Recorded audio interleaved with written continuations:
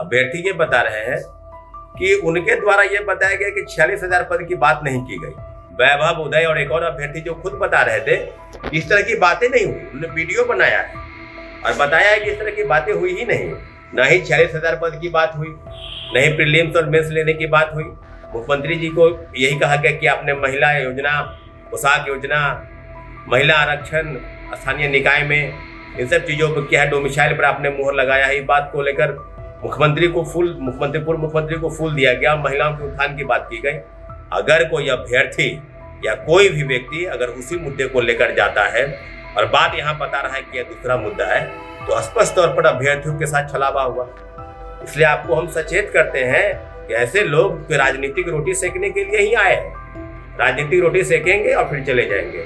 चौथे चरण की बहाली को लेकर 46,000 पद की बात, इस बात को लेकर जो हम लोग ने प्रेस कॉन्फ्रेंस किया था कि 1 जून के बाद हम लोग पुनः बैठेंगे, उसी मुद्दे पर हम लोग कायम हैं। इसलिए आपसे आग्रह और निवेदन है कि जो चीजें हो रही है वो बहुत जल्द 2, 4, 5, 10 दिन के अंदर आपके अंदर सामने आ जाएगा कि वाकई में लड़ने वाला व्यक्ति सामने आकर लड़ेगा या यूं ही भाग जाएगा। नमस्ते, नमस्कार साथियों, जय हिंद। बीपीएससी चौथे चरण की बहाली का मुद्दा जो है, ये मुद्दा सुलझने का नाम नहीं ले रहा है।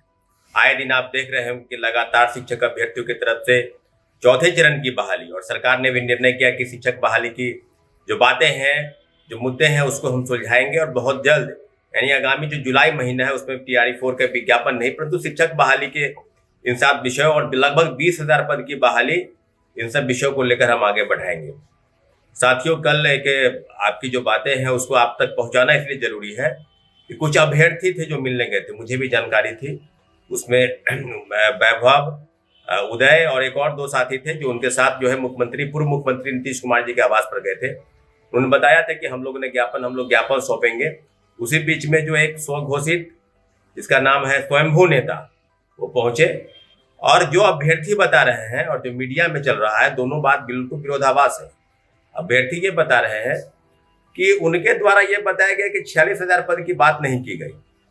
उनके साथ जो अभ्यर्थी थे वो बस यही कह रहे थे कि महिला उत्थान होना चाहिए, महिलाओं के लिए आपने काम किया है। जैसे ही मुख्यमंत्री आए, ये लोग बखान करने लगे कि आपने बहुत काम किया। बिल्कुल नीतीश कुमार जी ने काम किया है, इसमें कोई दो राय नहीं कि सबसे ज्यादा अगर कोई किसी मुख्यमंत्री ने या देश के अन्य राज्यों के मुख्यमंत्री से तुलना की जाए तो बिहार के मुख्यमंत्री नीतीश कुमार जी ने बहुत काम किया है।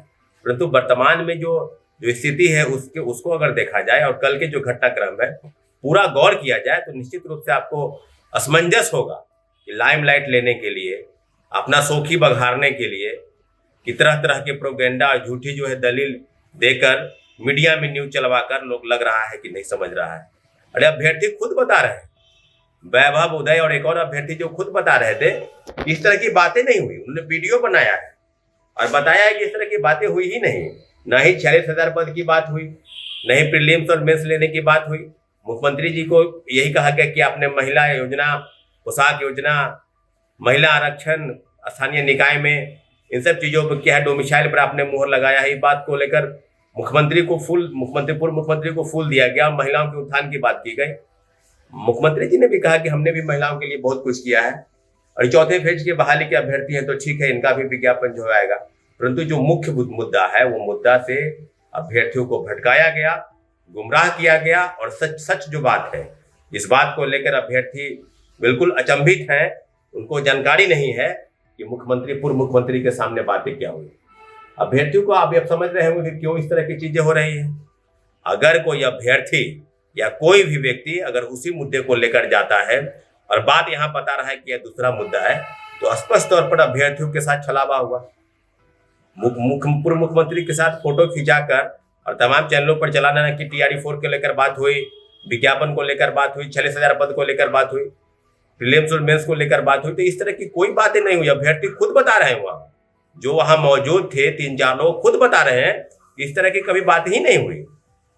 तो कैसे मान ले, और कैसे जो मीडिया में जो न्यूज फैलाया जा रहा है कैसे अभ्यर्थी मान ले। तो इसलिए अभ्यर्थियों को मैं बार बार कह रहा हूं कि जो आंदोलन अगर हो रहा है उसको भी गलत ठहराया जा गया। जो आंदोलन करने के लिए तो हम तो बोल ही रहे हैं, हम तो बार बार बोल रहे हैं कि चौथे चरण को लेकर अगर हम लोग नहीं कर पा रहे हैं तो हम लोग हट जाते हैं, मेरा पूरा टीम हट जाएगा। लेकिन चौथे चरण की बहाली को लेकर 40,000 पद की जो मांग है, उस मांग को कम से कम सरकार तक ले जाए, सुलझाए उसको। अभ्यर्थियों द्वारा ये कहा गया कि आंदोलन करना है, आंदोलन कीजिए, तो उसने कहा कि नहीं, आंदोलन हम नहीं करेंगे। बार बार नाम लेना और बार बार इस तरह की चीजें करना, अफवाह फैलाना, झूठी खबर देना, यही काम बच गया है।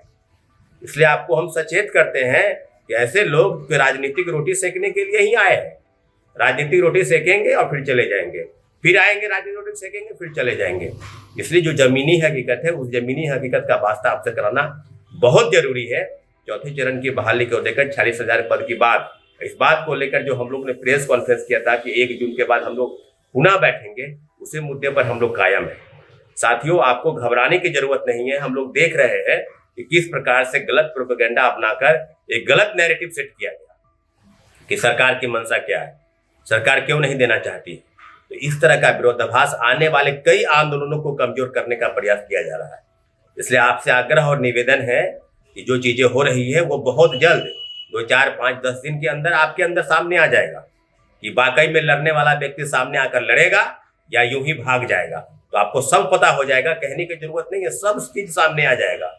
इसलिए हम लोगों का स्पष्ट मानना है कि बिहार की सब बहाली, चाहे चौथे चरण की बहाली हो, चाहे बिहार एसएससी का मुद्दा हो, लाइब्रेरी की बहाली हो, स्टेट हो, सीटेट हो, डीएलएड हो, जितने भी अभ्यर्थियों के मुद्दे हैं, उस अभ्यर्थियों पर हम लोगों को लड़ना हम लोगों का काम है, ना कि अभ्यर्थियों को अलग अलग प्रकार से गुमराह करके अपना प्रोपेगेंडा सेट करना।